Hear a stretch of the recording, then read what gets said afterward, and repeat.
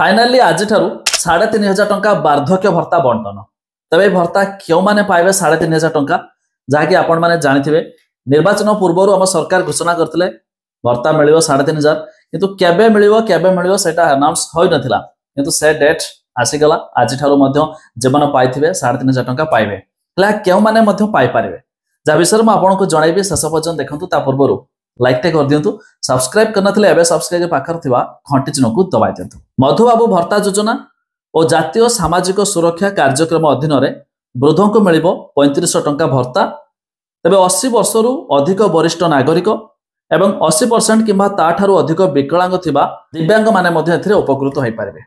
तबे जानि पाइले केउ माने मध्य एथिरे पाइ पारिबे जाकि बहुत सारा कमेंट मध्य हमको भी आस्तुला कि जो 3500 टंका भत्ताटा केबे ठारो मिलिबो बा केउ मानकु मिलिबो बोली किंतु जानि रखंतु एबे किछि दिन पूर्व जाइतला कैबिनेट हम ओडिसा कैबिनेट जाइतला राज्य कैबिनेट रे बड़ घोषणा होइतला कि भाई मिलिबो बोली किंतु ताहा भी केउ मास ठारो लागू हेबो होई नथिला।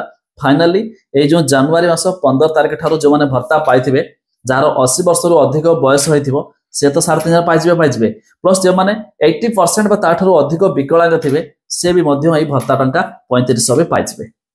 आ ता छडा यह भी मध्य आ एक अपडेट भी जणा दोछि कि जनवरी एंडिंग फेब्रुआरी मास ठारु मध्य आयुष्मान कार्ड भी मिलवा जाउछि। तबे आयुष्मान कार्ड पई ता ऊपर आ एक मो अलग वीडियो नै आसीबी जो मध्य आपण भी जानि परिबे केउ माने मध्य एथिरे आयुष्मान कार्ड भी मध्य पाइ परिबे। खाली एतिकी जानि थांतो बड़ा खुशी खबर फेब्रुआरी मिलवा जाउछि आयुष्मान कार्ड बीएसकेवाई कार्ड जो विजय स्वास्थ्य कार्ड थला से मध्य बंद हे जिवो आ ये जो भत्ता मध्य आज ठारु लागू हे गला।